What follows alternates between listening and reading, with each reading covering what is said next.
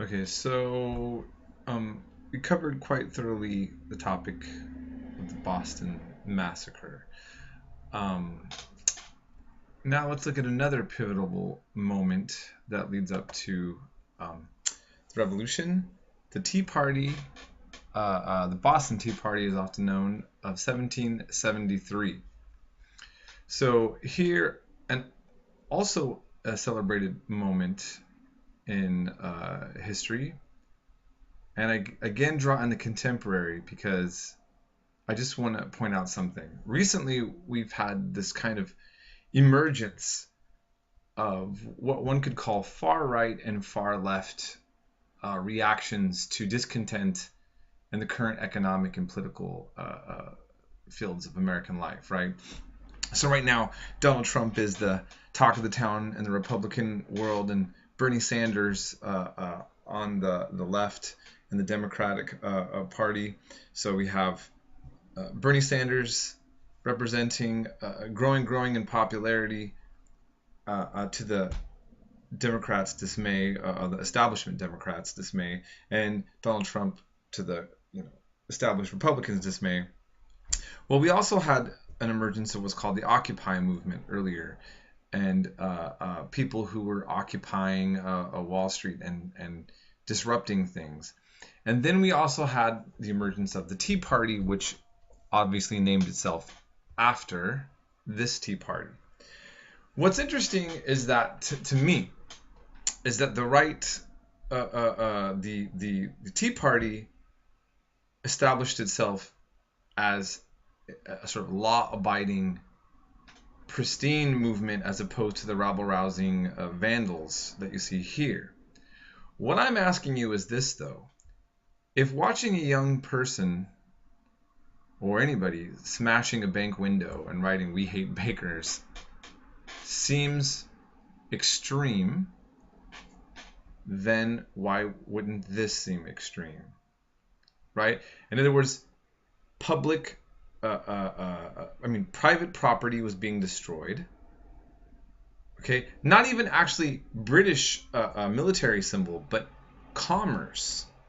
The private sector was being attacked as a response in anger to what British colonialists saw as unfair, costs, right? So in other words, we love tea a lot. We don't appreciate this unfair cost put on us, and so we're going to protest and we're going to dump it over, and we're going to come in costume, right? Like Native Americans, which is always kind of interesting to me. I'm not quite sure what I think about that still. Anyhow, this act was done, and it did a lot of property damage. And this is kind of seen as another one of those heroic events. But this time, you will see participants that are going to be founding fathers, okay, in our country. And we're going to see the role of Adams here and the way he rationalized this, and then the way he rationalizes Shays' Rebellion later on that we're going to talk about, okay?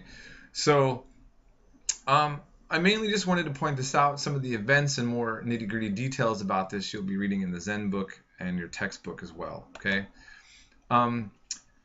So what ends up happening? Well,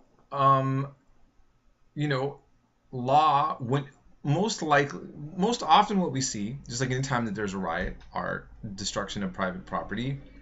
Law enforcement steps up. It doesn't pull back.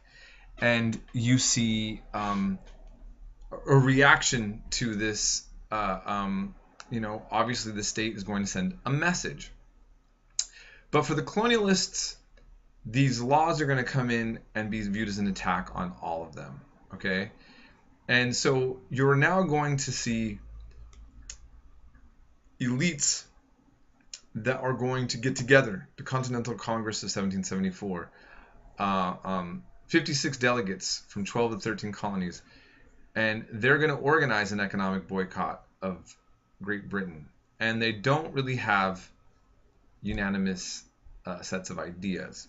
So here we're seeing the workings of an actual organized revolution with actual revolutionary leaders. Okay, and some of these notables are George Washington, Patrick Henry, John Adams again, and Samuel Adams. Okay, um, and so we see one of the Adams in the Boston Tea Party, and then the other one defending the British troops in the Boston Massacre, oddly. So, okay. I cut out a lot of things there because mainly I wanted you to get the meat of this. You do have the reading, and you can ask me questions, and then we can go over in more detail anything that you want to have as a build-up, okay? And so I thought I would end by just what I'm going to do is, instead of actually showing it here, I'm going to send the clip on Lexington and Concord. And this will lead us then into the Revolutionary War in the next section next week. Now, please do the readings, and those will also help, like I said, again, fill in some of the gaps in which I have, and there are many gaps that I have in this set of lectures. Okay, so you're going to want to do that. In any case, that is all I have to say here, and we will move on to the next parts.